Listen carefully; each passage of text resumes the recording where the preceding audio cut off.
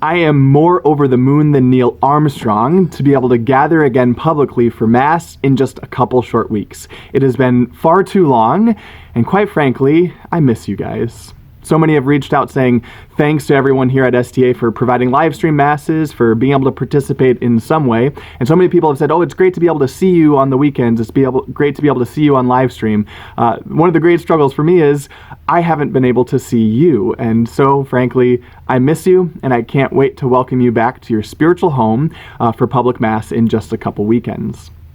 As I reflect over this time of not gathering publicly for Mass, not having public Mass, and not being able to receive the Eucharist, it makes me reflect on one of the more impressive stories I've ever heard about Catholics and about our Catholic faith, and it takes place all the way over in Japan back in the 1500s and 1600s. There were Jesuit missionaries who went there to bring the Catholic faith to the Japanese in places like Nagasaki, and they really did a good job of planting the faith there. However, the problem is in the 1600s, the Japanese government basically shut off the country to everything outside. So nothing was let in, nothing was let out for 200 years.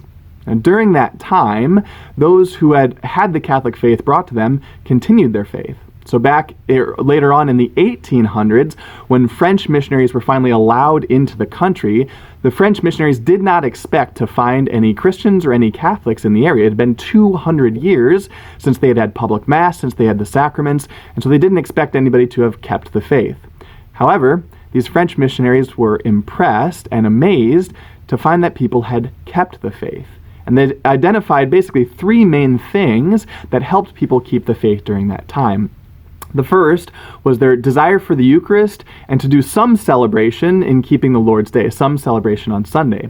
There would be a prayer leader, and they would do some sort of prayer on Sundays to gather together to do the scriptures and to express, of course, their desire for Jesus in whatever way they could. Not too far off from what we've been doing.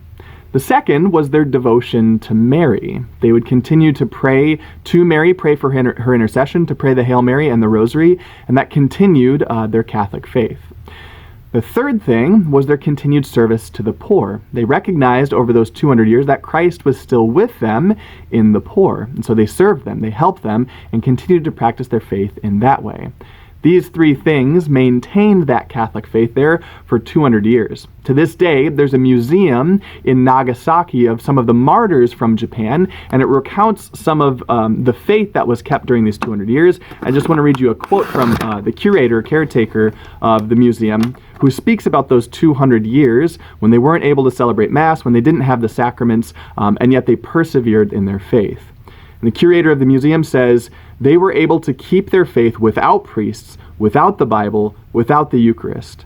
There is no other such case in the history of the Church, says the curator. And I'd like to tell that curator, there's no such case in the history of the Catholic Church until now.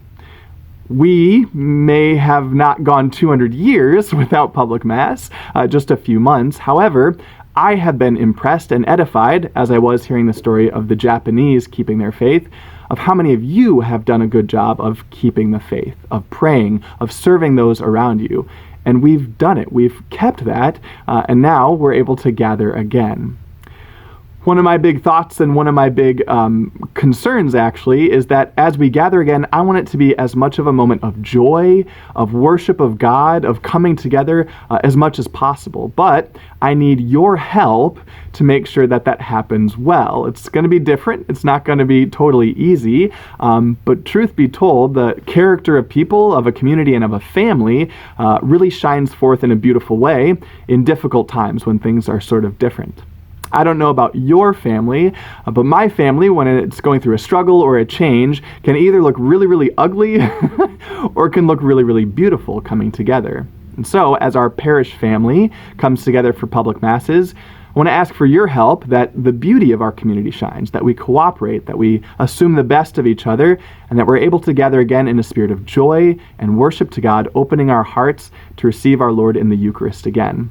There, of course, are a few ways that we can do this. One of them, of course, is just being careful about whether or not we do come and attend Mass. And so I want to make it very clear that the dispensation for the obligation for going to Sunday Mass is still in effect. You are not obligated to go to Mass, especially if you're at risk in some way, or if you're concerned. If you're of a certain age or have an underlying health condition, I invite you to stay home, not to take that risk. You are not obligated to go to Sunday Mass. You can still participate online. We'll continue to live stream and continue to open our hearts to the Lord's, especially His grace that He has to offer us. He does not deny His grace and love just simply because we can't make it to Mass. He gives us that grace when we desire it. So please consider staying at home if you're at risk because of age or an underlying health condition. The other is to be able to wear a mask as we come to Mass together. Now, quite frankly, I'll be completely honest with you, I don't like wearing a mask. It's not fun. There was one time I even tried to exercise with a mask. It drove me nuts. However, it is an incredible act of charity for the people around us to be able to wear a mask. And so I'm asking you for a favor to please wear a mask as we gather together. Now, I oftentimes think of myself and I think, well, I'm not too worried about getting COVID-19. I think I could kick it. I don't think it would be a problem. But here's the thing I am worried about is I'm worried about spreading it. Because if I spread it to Joe or Jane in the pew that has 3 kids, well, then their family's taken out of commission for a while, and, well, that's on me. That's something I am concerned about. So I invite you, out of concern for our Christian brothers and sisters that are sitting next to us or near us, to please wear a mask at this time. Even if we're not worried or fearful about getting COVID ourselves, we should at least be concerned about others who are, and who, if they did get it, it would seriously impact their lives. And so as we come together, we have concern for our brothers and sisters around us. And so I just invite you and ask you to please wear a mask as we gather again publicly for Mass. When I think about getting back together again, one of my most excited thoughts is being able to give people Jesus' body and blood, soul and divinity in the Eucharist. So many people have expressed their desire for the Eucharist, their longing for the Eucharist, and I can't tell you how heartbreaking it has been to not be able to give the Eucharist to others. Of course, I'm happy to receive it, but without giving it, that's kind of a big part of what Jesus wanted. It's been heartbreaking to not be able to do that during this time. And so I'm pretty excited about it. A lot of people have said, Father, I want the Eucharist so bad, it's difficult to not be able to receive it. And I just want to let you know, it's really hard to not be able to give it out at this time. So I'm pretty excited to be able to do that. As we do, we'll have some different stations of where to receive the Eucharist, and I'll be wearing a mask as we distribute it. And I just ask that everybody receive in the hand as you come up for receiving the Eucharist. It's a pretty beautiful thing, as my second grade teacher would say, to make our hands into a throne in receiving the King of Kings, and as we receive Him in our heart as well. It's a beautiful thing to be able to do, and I cannot wait to be able to give you the Eucharist again and to be able to, see Christ feed all of the people in our community.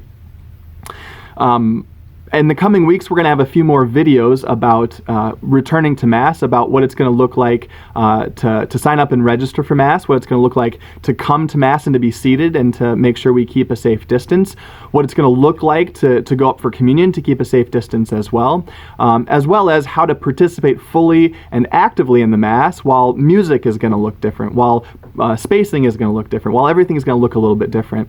So we'll have a few more videos coming out in the coming weeks of how this might look and how this might go.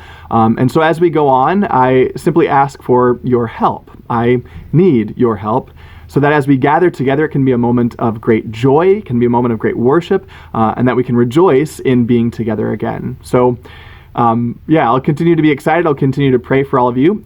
Keep your eyes open for those videos in the future. And until we get to meet again physically and worship together again physically, we'll always, of course, be united in prayers. So please know of my prayers for you. Please pray for me and stay holy and stay healthy. God bless.